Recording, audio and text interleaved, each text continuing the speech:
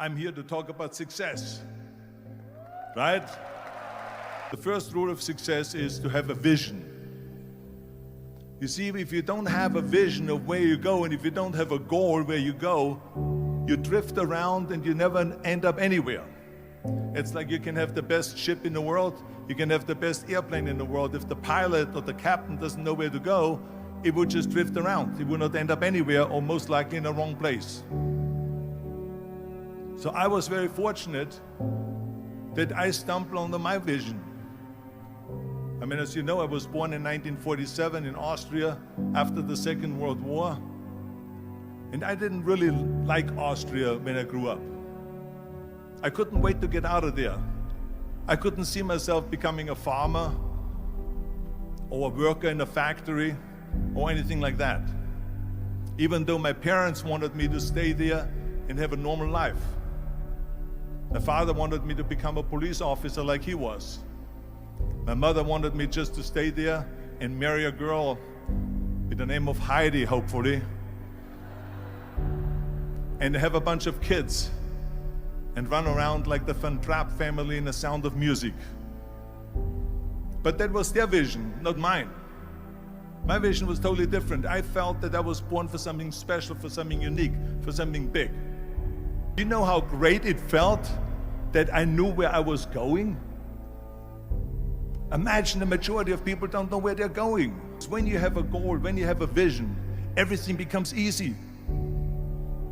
Because remember that in America, for instance, when you study, you will see the percentage of people that like their jobs. 74% hate their job in America. Now, there's not much different when you come to Europe. The majority of people don't like what they're doing because they're really not doing it because they didn't have a goal and they followed this goal. They just aimlessly drift around, and then all of a sudden there's a job opening, so they get that job because you have to work. But then when you work, it's a chore. It's work. It's not fun. So if you think about, only a quarter of the people really enjoy what they're doing in life. That is unbelievable if you think about it. So I felt so blessed that I knew what I was doing. It's like a medical student that studies and knows he wants to become a doctor. You know where to go. So I knew where to go. So people always ask me, when they saw me in the gym in the pumping iron days, they say, why is it that you're working out so hard? 5 hours a day, 6 hours a day, and you have always a smile on your face. The others are working out just as hard as you do, and they look sour in the face. Why is that? And I told people all the time, I said, because to me, I'm shooting for a goal. In front of me is the Mr. Universe title. So every rep that I do gets me closer to accomplishing that goal, to make this goal, this vision turn into reality. Every single set that I do, every repetition, every weight that I lift will get me a step closer to turn this goal into reality. So I couldn't wait to do another 500-pound squat. I couldn't wait to do another 500-pound bench press. I couldn't wait to do another 2,000 reps of sit-ups. I couldn't wait for the next exercise, for the next half hour of posing and all the kind of things that you have to do to be a champion. And with the age of 20, I went to London and I won the Mr. Universe contest as the youngest Mr. Universe ever. And it was because I had a goal. So let me tell you something, visualizing a goal and going after it makes it fun. You got to have a purpose no matter what you do in life. You got to have a purpose. So that's rule number one, have a vision. Rule number two is, don't listen to the naysayers. Don't listen to the naysayers.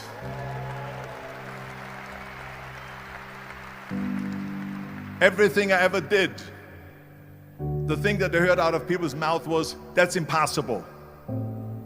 That can't be done. Or no. So whenever someone said to me, it can't be done, I heard it can be done. When they said no, I heard yes. And when they said it's impossible, I heard it is possible. I'm a strong believer of what Nelson Mandela said, that everything is always impossible until someone does it. Well, I'm going to be the one, I said to myself, I'm going to do it and I'm going to show it to them. Maybe it has never been done before. That's perfectly fine with me. But I'm going to do it. And I did not listen to the naysayers. The next thing, the third point that I'm going to make to you is, before we sit down with Jürgen and talk about the rest of the three, is work your ass off. There is no magic pill. There is no magic out there. You cannot get around. You have to work and work and work. And it drives me crazy when people say that they don't have enough time to go to the gym for 45 minutes a day and work out. Or to do something for 45 minutes to an hour a day to improve.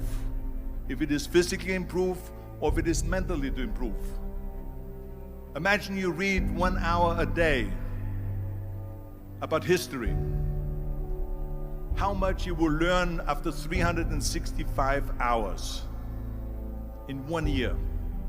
Think about if you study about the history of musicians, of composers, how much you would know. Imagine if you would work on a business, on some business that you want to develop every day for an hour.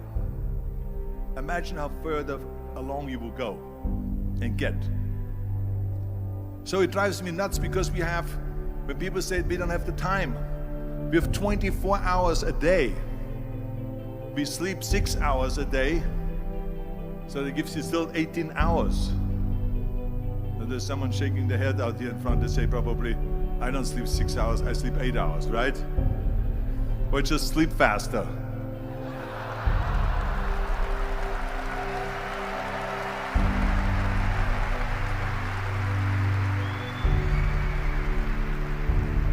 So we have 18 hours a day. The average person works around 8 to 10 hours. So let's assume it's 10 hours, so we have 8 hours left. Then you travel around an hour a day, maybe 2 hours a day. So now you have still 6 hours left. So what do you do with these 6 hours?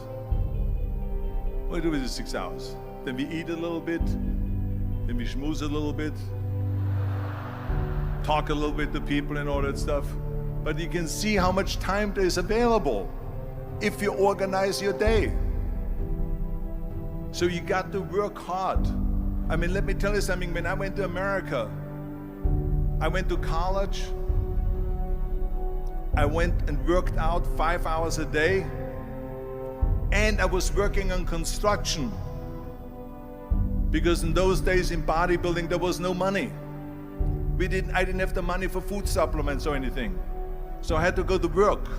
So I worked on construction. I went to college. I worked out in the gym, and at night from 8 o'clock at night to 12 midnight, I went to acting class 4 times a week. So I did all of that. There was not one single minute that I wasted. I became very friendly with Muhammad Ali in the 70s. And Muhammad Ali worked his butt off. And I saw it firsthand. And I remember that there was a sports writer that was there in the gym when he was working out and he was doing sit-ups. And they asked him, how many sit-ups do you do? And he said, I don't start counting until it hurts. Now think about that. He doesn't start counting his sit-ups until he feels pain. That's when he starts counting. That is working hard. And so you can't get around the hard work. It doesn't matter who it is. As a matter of fact, I believe what Ted Turner said, work like hell and advertise.